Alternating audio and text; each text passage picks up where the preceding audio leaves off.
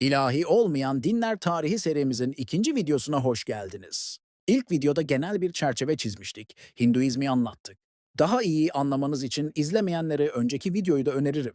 Bugün ise rotamızı doğuya çeviriyoruz. Saraydan vazgeçen bir prensin, tanrı aramak yerine insanın acısını anlamaya çalışan bir öğretinin peşine düşüyoruz. Bu videoda Budizmi konuşacağız. Bir din mi, bir felsefe mi, yoksa sadece uyanış çağrısı mı? Tanrısız bir inanç nasıl olur? İnsan kendi kendini nasıl kurtarır? Efsanelerden çok gerçekleri, romantik anlatılardan çok özü konuşacağız.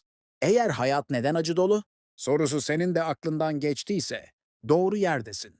Başlıyoruz. Budizm bugün dünyanın en sakin ama en geniş coğrafyaya yayılmış inançlarından biri. Doğduğu yer Hindistan olmasına rağmen asıl gücünü Asya'nın kalbinde buldu. Günümüzde Budizme inanan en büyük nüfus Çin'de yaşıyor. Sayıları 200 milyonu aşan bu kitle, Budizmi çoğu zaman Taoizm ve geleneksel halk inançlarıyla birlikte sürdürüyor. Güneydoğu Asya'ya indiğimizde ise manzara daha da netleşiyor. Tayland'da halkın neredeyse tamamı Budist. Tapınaklar sadece ibadet yeri değil, günlük hayatın merkezinde. Myanmar'da Budizm bir inançtan çok ulusal kimlik haline gelmiş durumda. Keşişler sokakların, şehirlerin ve hatta siyasetin içinde. Kamboçya ve Laos'ta Budizm, devlet yapısı ve kültürle iç içe geçmiş durumda ve nüfusun büyük çoğunluğu bu inanca bağlı.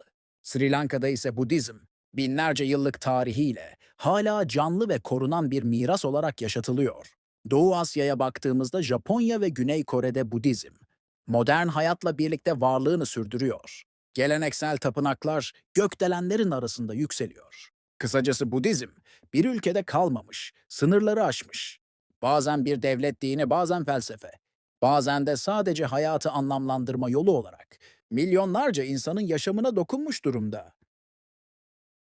Budizm, Mer 6. yüzyılda Hindistan topraklarında doğmuş, insanın acı gerçeğiyle yüzleşmesini merkeze alan, Tanrı'ya değil, insanın kendi bilincine odaklanan kadim bir öğretidir. Bu öğreti, saraylarda büyümüş bir prensin, Siddhartha Gautama'nın hayatı sorgulamasıyla başlar. Onu diğer insanlardan ayıran şey, sahip olduğu zenginlik değil, gördüğü bir gerçektir. Yaşlılık, hastalık, ölüm ve dünyadan elini eteğini çekmiş bir keşiş. Siddhartha, bu dört manzarayla ilk kez hayatın kaçınılmaz acılarını fark eder. Ne servet, ne güç, ne de gençlik. Bu gerçeklerden kaçmaya yetmektedir. Bu farkındalık onu saraydan uzaklaştırır. Yıllarca süren arayış, açlık, yalnızlık ve çile dolu bir yaşamın ardından Hindistan'da bir incir ağacının yani Bodhi ağacının altında derin bir meditasyona girer. Rivayete göre o gece hayatın özünü kavrar. Artık o, uyanmış olan, yani Buda'dır. Buda'nın öğretileri bir vahiyden değil, doğrudan insan deneyiminden doğar. Çünkü Budizme göre hakikat dışarıdan değil, insanın kendi içinden keşfedilir. Budizmin merkezinde hayatın acı gerçeği vardır. Doğmak, yaşlanmak, hastalanmak, sevdiklerini kaybetmek. Bunlar kaçınılmazdır.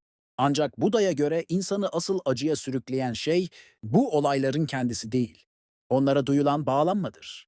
Sahip olma arzusu, sürekli daha fazlasını isteme hali ve ben duygusu insanı zincirler. Budizm, bu zincirleri kırmanın mümkün olduğunu söyler. Bunun yolu da arzuları körü körüne bastırmak değil, onları fark ederek aşmaktır. Bu farkındalık süreci insanı nirvana'ya götürür. Nirvana, batıdaki cennet anlayışıyla karıştırılmamalıdır. Burası bir ödül mekanı değil, bir bilinç halidir. Arzunun, öfkenin ve cehaletin tamamen sönmesi, tıpkı bir mum alevinin sessizce sönmesi gibi, Nirvana'ya ulaşan kişi için artık yeniden doğuş da sona erer. Çünkü Budizm'de ölüm bir son değil, çoğu insan için yeni bir başlangıçtır. Karma dediğimiz sebep-sonuç yasası, insanın eylemlerini izler. Ne ekersen onu biçersin. Bu hayatta ya da bir sonraki hayatta Budizm'de değişmeyen bir ruh fikri yoktur. İnsan, sürekli değişen bir bilinç akışıdır. Bu yüzden ben dediğimiz şey de kalıcı değildir.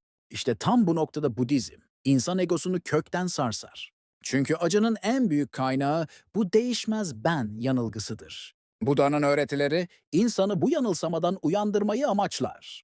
Budizm zamanla farklı coğrafyalara yayıldıkça farklı yorumlar kazanır. Güneydoğu Asya'da daha sade ve disiplinli bir Budizm gelişirken, Çin ve Japonya'da merhameti ve toplumsal kurtuluşu vurgulayan anlayışlar ortaya çıkar. Tibet'te ise ritüeller, mantralar ve semboller ön plana çıkar. Ancak bütün bu farklı yolların vardığı yer aynıdır. Farkındalık, şefkat ve zihinsel özgürlük. Budizm'de ibadet anlayışı da alışılmış dinlerden farklıdır. Zorunlu ritüeller, belirli saatlerde yapılan dualar yoktur. Meditasyon vardır, sessizlik vardır, nefesi izlemek vardır. En büyük ahlaki ilke ise zarar vermemektir. İnsanlara, hayvanlara, hatta düşüncelerle bile zarar vermemek. Çünkü Budizme göre zihinde başlayan bir kötülük er ya da geç dünyaya yansır. Budizmin belki de en çarpıcı yönü Tanrı'yı merkeze koymamasıdır. Tanrıların varlığı tamamen reddedilmez. Ancak onlar da kurtarıcı değildir.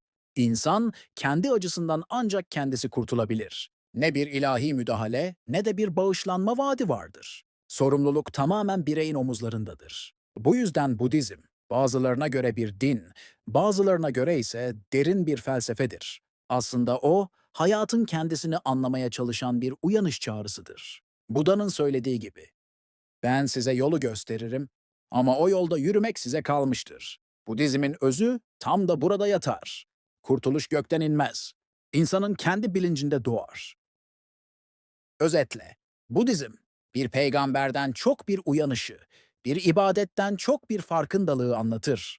Acının kaynağını sorgulayan, arzunun zincirlerini kırmayı öğreten bu öğreti, binlerce yıldır milyonlarca insanın hayatına dokundu. Bugün sizlerle Budizmin ne olduğunu, neye inandığını ve insanlığa ne söylediğini keşfettik. Ama asıl soru şu: gerçek huzur dış dünyada mı yoksa insanın kendi içinde mi? Eğer bu yolculuk zihninizde yeni kapılar açtıysa videoyu beğenmeyi, yorumlarda düşüncelerinizi paylaşmayı ve bu serüvende birlikte devam etmek için kanala abone olmayı unutmayın. İlahi olmayan dinler tarihine birlikte ışık tutmaya devam edeceğiz. Bir sonraki videoda görüşmek üzere. Farkındalıkla kalın.